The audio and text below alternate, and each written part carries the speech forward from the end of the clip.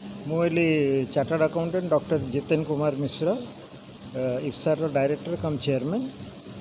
Institute of professional studies and research जोटा कि कटक अवस्थित आमर ये कटक 3टा कैंपस अच्छी सालेपुर रे +2 साइंस और कॉमर्स कैंपस अच्छी। सर 32 वर्ष धरी बहुत झड़झंझा भितर आप गति कर शिक्षा अनुष्ठान बर्तमान 32 वर्ष पर सफलता पाँच लगुच कॉलेज सफलता तो आम कह गले यहाँ प्रथम इंस्टीट्यूशन मैनेजमेंट आउ आईटी तेणु से जोटा कहले ठीक कथा बहुत झड़झंझा भितर यहाँ एस्टाब्लीश करा जाइथिला किंतु ग्रेजुअली लोक प्रोफेशनल एजुकेशन उपर जानी नथिले प्रथम किंतु ग्रेजुअली जानिया को पाइले एवं धीरे धीरे करके सबूक कोर्स डिमांड बढ़िला कारण से पिला आमर जो मैंने भी इवन ग्रेजुएशन लेवल बीबीए कर बीसीए करबीए कर आम कंप्लीट ट्रेनिंग देकी स्किल डेवलपमेंट करके बर्तमान जहाँ जहाँ उपयोगी जिनिस दरकार पड़े मार्केट रे चाहिदा अनुसार आउ जो चैलेंजेस एआई आसी ता भितर निजे पिला केमती चाकरी पाइबो बा निजे सेल्फ एम्प्लॉयमेंट पाइबो ताकू आम जो आज प्रोजेक्ट पिला करके देखौचु आम सब जिनस गुड़ा इंटीग्रेट करूँ जे एटा जदि नहला सेटा हम सेटा जदि नहला एटा हम तेणु मल्टी स्किलिंग पिला को आमको बर्तमान को गोटे चैलेंज आसी तेणु आम पिला समस्त को कहूँ जे गोटे एरिया उपर कनसेंट्रेट करनी 2-3टा एरिया पर कनसेंट्रेट कर काली कोटा जब डिमांड कमी अन्य जिनसर डिमांड बढ़ुच्छी they can pick it up and they can get a job or get a self employment सेटा हूँ आमर स्ट्राटेजी तेणु आम से बीसीए कोर्स रे बर्तमान आईओटी टाक भी इंटीग्रेट करूँ पिला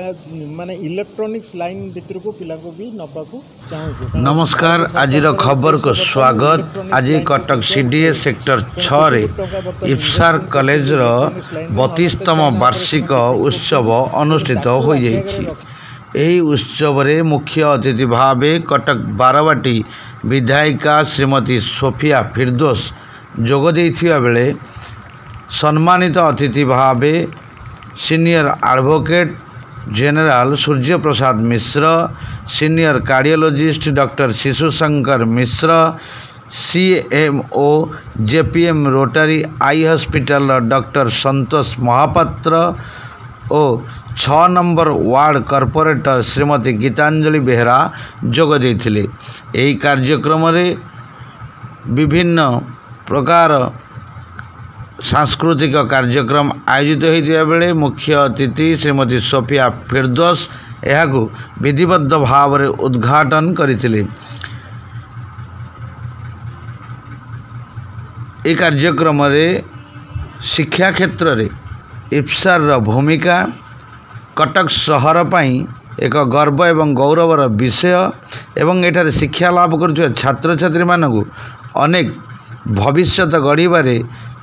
अनुष्ठान शिक्षक शिक्षयित्री केते जत्नवान से विषय आलोचना करथिले मान्यवर विधायिका। आजिकालिका समाज रे पिला माने केवल डिग्री रे सीमित रही जाइछन्ति जहाँ अनेक समय अनेक टंका खर्च करी भी पिला माने निरुत्साहित होछन् किंतु इफ्सार कॉलेज रे पाठ पढ़ुथिबा छात्र छात्री माने किभली भाव में निजकू प्रोफेशनल शिक्षा जेपरी ब्यूटी पार्लर गृह उद्योग एवं कारीगरी और उन्नत मानर शिक्षा तत्वावधान आगामी दिन छात्र छात्री माने जेपरी निरुत्साहित न होई डिग्री सांगकू निजको सेफ फ्रीडम भाव में निजर भविष्य निज हाथ में गढ़ी भविष्य उज्जवल करें एवं सरकार अनेक योजना सांगकू निजे अनेक मात्रा रे आगामी दिन में मानकरे कहा उपर निर्भर करने को पड़ोनी बोली श्रीमती सोफिया फिरदोस सूचना देते। Cuttack Sukanta Mohapatra report SM news. In shaping the success story that we celebrate today. We are deeply honored to have with us Ms. Sophia Firdaus, our esteemed chief guest,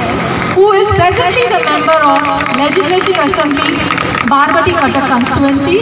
and a member of the Indian National Congress. Respect and obliged to Dr. Shishushankar Mishra, who has been a fatherly figure for me. सर्वशेष विद्यालय chairman Jiten मिश्र समस्त भगवान निकट में कृतज्ञ।